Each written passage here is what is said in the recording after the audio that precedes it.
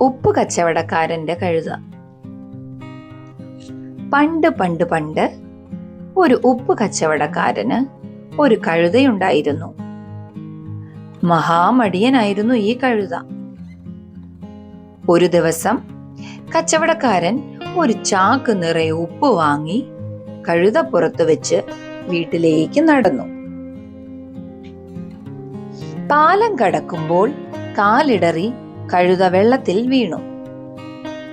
വെള്ളത്തിൽ നിന്നും കരകയറി വീട്ടിലേക്ക് നടക്കുമ്പോൾ ചാക്കിന്റെ ഭാരം വല്ലാതെ കുറഞ്ഞതായി കഴുതയ്ക്ക് അനുഭവപ്പെട്ടു. കുറേ ഉപ്പ് വെള്ളത്തിൽ അലിഞ്ഞു പോയതായിരുന്നു കാരണം. പിന്നീട് വെള്ളത്തിൽ വീഴൽ കഴുത ഒരു പതിവാക്കി. ഭാരം കുറഞ്ഞാൽ സുഖമായി നടക്കാമല്ലോ. കഴുതയുടെ ഈ സൂത്രം മനസ്സിലാക്കിയ കച്ചവടക്കാരൻ കഴുതയെ ഒരു പാഠം പഠിപ്പിക്കുവാൻ തീരുമാനിച്ചു. ഒരു ചാക്ക് നിറയെ പഞ്ഞി വാങ്ങി കഴുത പുറത്തു വെച്ച് കെട്ടി. പതിവ് പോലെ കഴുത വെള്ളത്തിൽ വീണു. പഞ്ഞി വെള്ളം കുടിച്ച് വീർത്തു. ഭാരം അനേക മടങ്ങ് വർദ്ധിച്ചു. അമിത ഭാരം ചുമന്ന് അവശനായാണ് അന്ന് കഴുത വീട്ടിലെത്തിയത്.